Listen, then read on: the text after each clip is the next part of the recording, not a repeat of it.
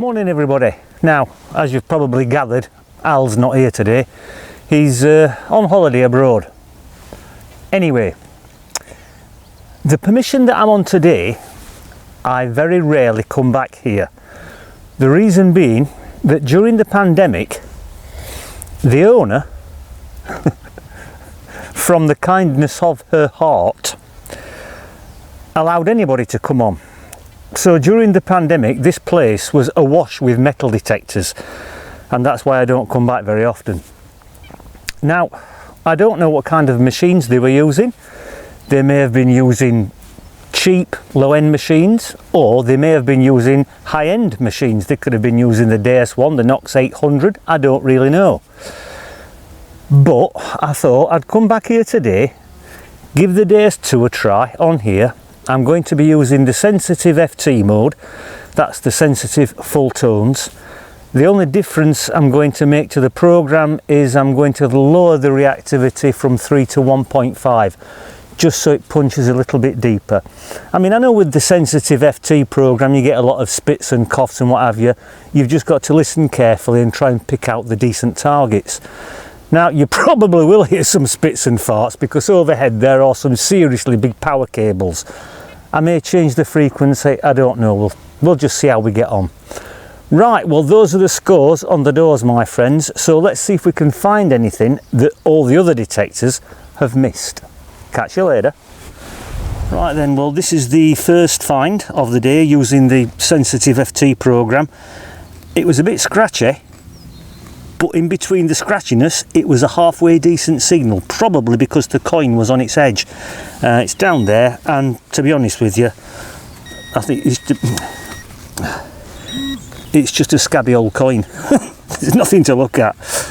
I doubt very much whether I'll get anything off it at all. I mean, that's what's left of the imprint, but I'm not complaining. It just proves the machine is doing its job. Right, we'll pop that into the box and we'll crack on. Now, this is when the sensitive FT program comes into its own. As I said before, this place has been hammered by other metal detectors, and so far they've missed that coin that I found down there, which I don't think has got anything on it, and they've missed this, which is a silver coin.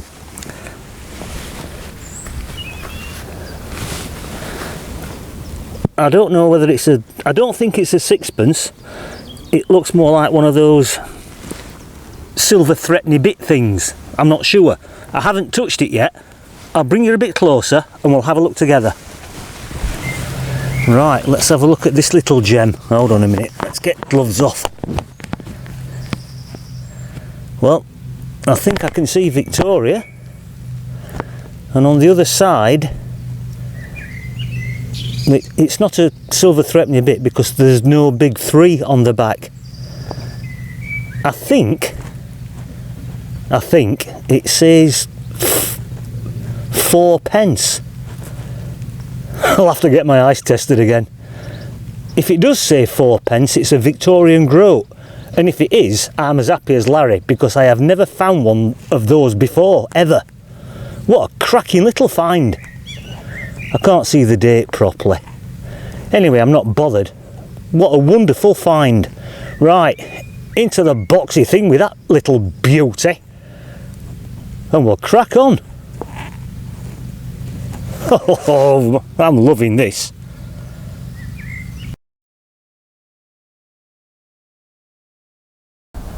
Well,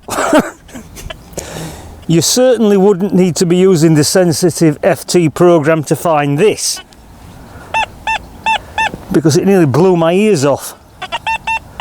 It's coming up at a solid 96, and it's not that deep, and how on earth all the other metal detectors missed it, God only knows.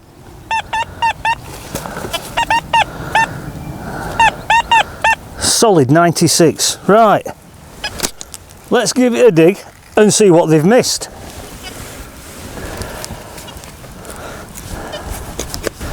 Well, that's what they've missed, just there. It's about maybe 7 inches deep.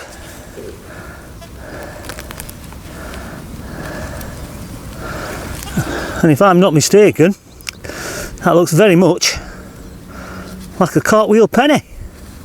I don't think it's a token like the last one I found, and whether or not there's anything on it is very doubtful. But as I said, how on earth they missed it, I don't know. But I don't care, because I've found it. Ha! Cracking find. Right, we'll pop that into the boxy thing with the silver fourpence. I think it said fourpence anyway. Right, away we go. Right, we've got another target just there. Now, to the untrained eye, that might look like a piece of scrap, but it's not.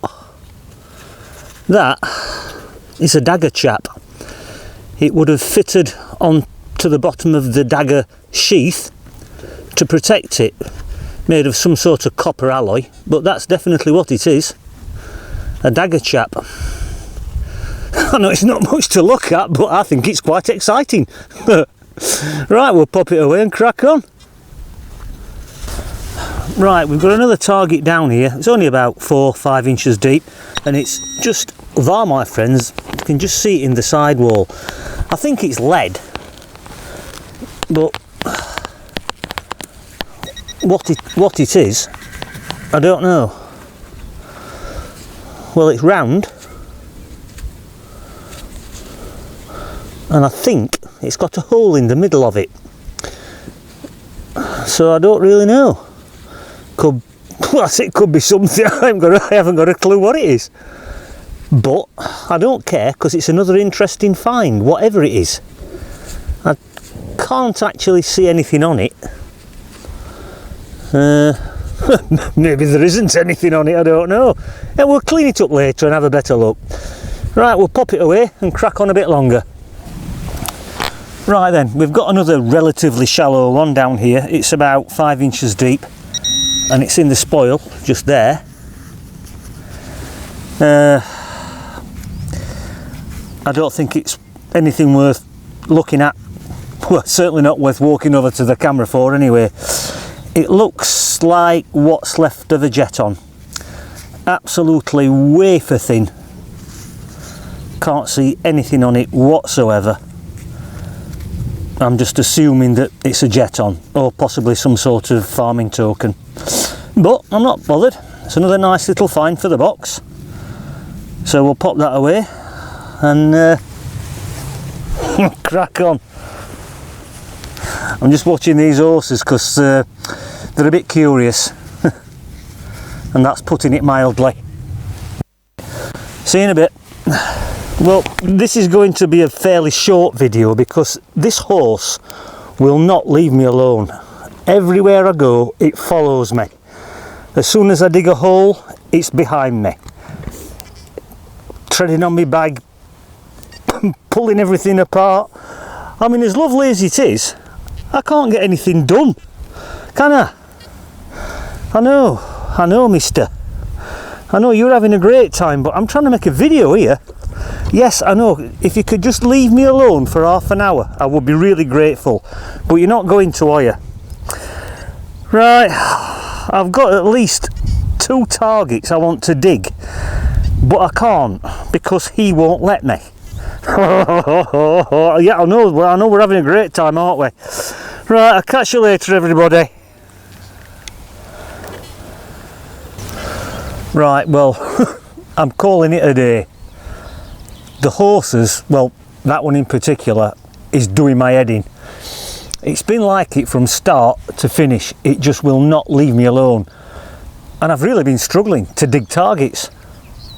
Anyway, I don't know what the detectors were like who were on here before, but they were either very inexperienced or they were trying to cover as much ground as possible. Because I've found loads of stuff. I mean, apart from the interesting stuff that you've seen me find, I mean, I've also got